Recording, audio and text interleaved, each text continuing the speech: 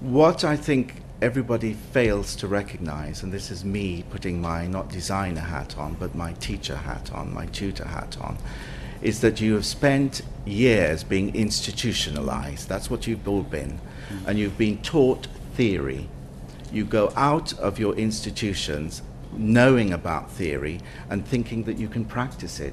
Well, there is a complete divide between theory and practice, and that's why you've got to arm yourself by getting that practice in.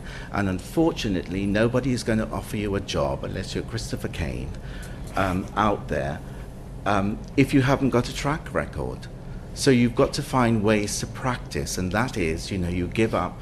You may be working at McDonald's or Tesco's for 3 days of the week, you give 2 days a week to your practice, and you do a placement. That's the only way you're going to do it, because otherwise you're all in la la land.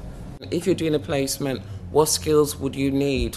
And if you don't have those skills, make sure you develop those skills before you send your CV.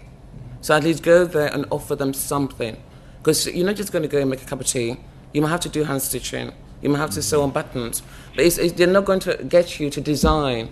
So if you're thinking you're going there to design, you will not get that chance to do that. You're going for experience. So I think you need to be real.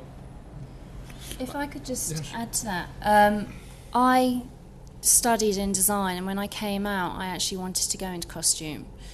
The way that I approached it was I approached costumiers called Angels, and they have a shop on the high street, and it was through going in on the sales floor I then managed to go into their workroom.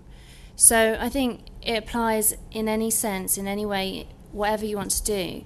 Find a way in to a company. Even if it's a receptionist job, you're in. You're starting to talk to people that are linked to what you want to do.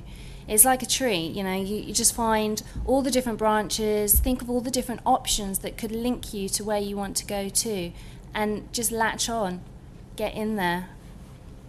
By all means, offer your services free in the first instance, but have in your own mind a cut-off point where you'll say, hang on a minute, this isn't working for me. I'm obviously putting in a lot of effort, and I would be hopeful, and this may be a little bit pie in the sky, but I would be hopeful that, by demonstrating your commitment, by demonstrating your skill, by demonstrating your willingness to learn, because that's what work experience is all about, that eventually that would be rewarded. You may just have to keep chipping away at a block, but take the view, if I don't put myself out, I'm not likely to get anything back.